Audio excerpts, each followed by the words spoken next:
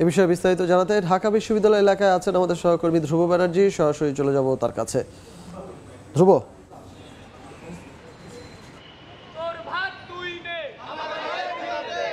ঢাকা বিশ্ববিদ্যালয়ের সিন্ডিকেট সভায় এখানকার ছাত্র রাজনীতি নিষিদ্ধের আলোচনার পর থেকে এখানকার যারা শিক্ষার্থী আছেন তাদের মধ্যে মিশ্র প্রতিক্রিয়া বিরাজ করছে। আমরা এখানকার সাধারণ শিক্ষার্থীদের সঙ্গে কথা বলেছি, তারা বলেছেন যে ঢাকা বিশ্ববিদ্যালয়ের সুষ্ঠু একটা পরিবেশ ফিরিয়ে আনতে ছাত্র রাজনীতিকে অবশ্যই এখান থেকে বিলুপ্ত করতে হবে, আর সেটা অবশ্যই দলীয় ছাত্র রাজনীতি। অনেকের মধ্যে এই প্রতিক্রিয়াটা আছে যে দলীয় ছাত্র রাজনীতি নিষিদ্ধ করে ডাকসু কেন্দ্রিক রাজনীতি করতে হবে, যাতে ভবিষ্যতে বাংলাদেশ দক্ষ নেতৃত্বের অভাবে না পড়ে। এছাড়া আজকে সকাল থেকেই আমরা দেখেছি ঢাকা বিশ্ববিদ্যালয়ের বিভিন্ন প্রান্তে আমরা দেখেছি অনেকেই মানববন্ধন করেছে। মূলত ঢাকা বিশ্ববিদ্যালয় ক্যাম্পাসে যে মানসিক ভারসাম্যহীন তোফাজ্জল হোসেনকে পিটিয়ে হত্যা, তার এই ঘটনার প্রতিবাদ ও বিচারের দাবিতে মানববন্ধন ছিল এবং এখন কিন্তু রাজু ভাস্কর্যের সামনে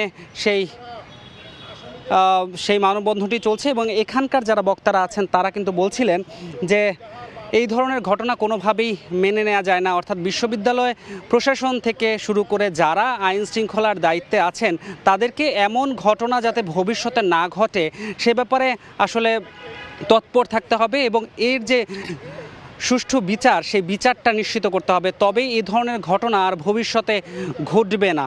এবং তাদের পক্ষ থেকে এমন দাবি তোলা হয়েছে, তারা বলছেন যে দোষীকে খুব দ্রুতই শাস্তির আওতায় আনতে হবে যাতে এটা একটা উজ্জ্বল দৃষ্টান্ত হয়ে থাকে। পাশাপাশি আমি যদি আরেকটু বলতে চাই সেটা হচ্ছে ছাত্র রাজনীতির কারণে আমরা দেখেছি ক্যাম্পাসের বিভিন্ন জায়গায় বিভিন্ন সময় অস্থির হয়ে উঠেছে। এটাও কিন্তু তারা তাদের যে বক্তব্য সেই বক্তব্যে তুলে ধরেছেন যে ছাত্র রাজনীতির কারণে বিভিন্ন সময় তারা বেশ বিশৃঙ্খল একটা অবস্থা সৃষ্টি হয় ক্যাম্পাস জুড়ে। সেই বিশৃঙ্খল অবস্থা যাতে সৃষ্টি না হয় এবং ক্যাম্পাসের মধ্যে যাতে ছাত্র রাজনীতি না করে ডাকসু কেন্দ্রিক রাজনীতির একটা নতুন সংস্কৃতি চালু করে যেটা হবে জনমানুষের কল্যাণে, যেটা হবে ছাত্রদের কল্যাণে, এমন একটা নীতি যাতে প্রশাসন নিয়ে আসে।